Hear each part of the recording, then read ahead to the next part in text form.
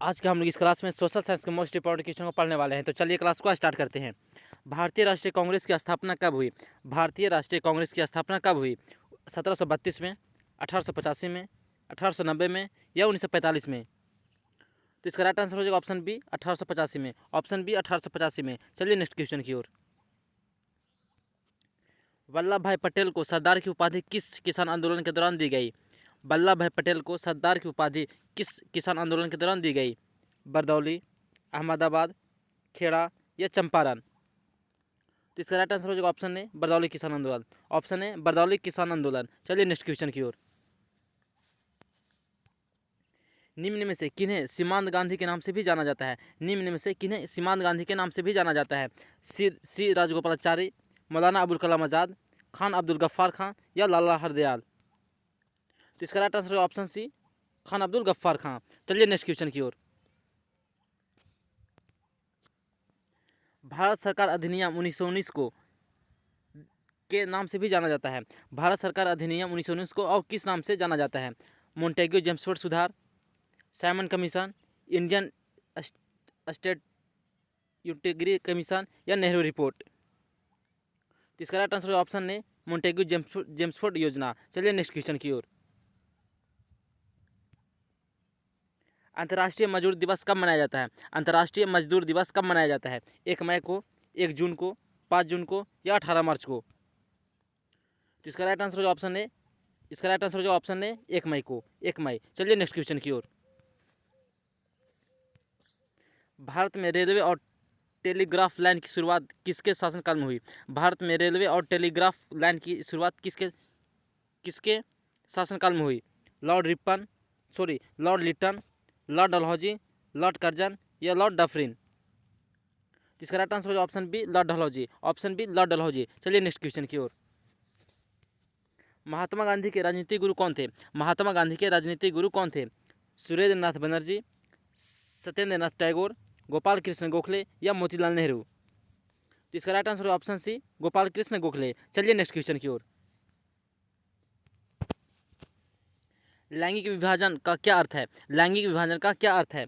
समाज में स्त्रियों की संख्या की गणना, स्त्रियों एवं पुरुषों की संख्या का अनुपात, स्त्री एवं पुरुष के बीच जैविक अंतर या समाज द्वारा स्त्रियों एवं पुरुषों को दी गई असमान भूमिकाएं?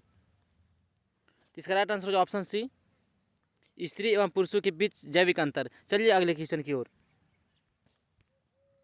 महिलाओं को मतदान का अधिकार सर्वप्रथम किस राष्ट्र में दी गई? महिलाओं को मतदान का अधिकार सर्वप्रथम किस राष्ट्र में दी गई? भारत में, ऑस्ट्रेलिया में, ब्रिटेन में या अमेरिका में?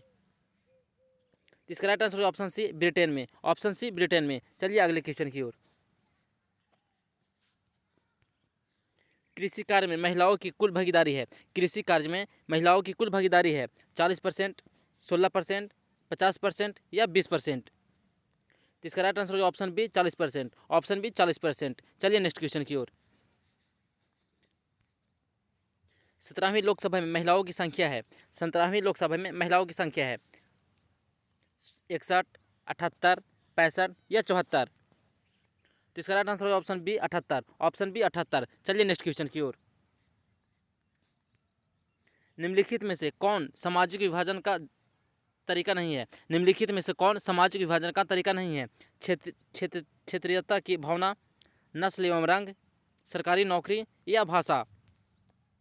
इसका right answer option B option C सरकारी नौकरी। चलिए अगले क्वेश्चन की ओर। निम्नलिखित में से किस देश को धार्मिक और जातीय आधार पर विखंडन का सामना करना पड़ा? निम्नलिखित में से किस देश को धार्मिक और जातीय आधार पर विखंडन का सामना करना पड़ा? बेल्जियम, भारत, यूगोस्लाविया या नीदरलैंड?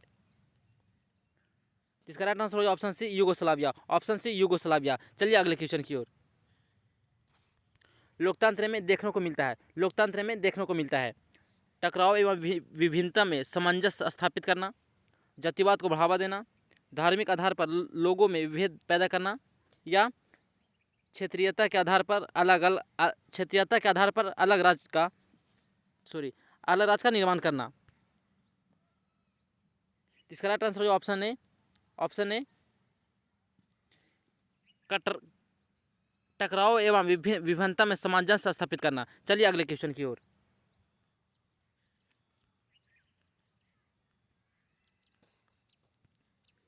किस राज्य में धान के सिंचित क्षेत्र में अधिक मिलते हैं? किस राज्य में धान के सिंचित क्षेत्र अधिक मिलते हैं?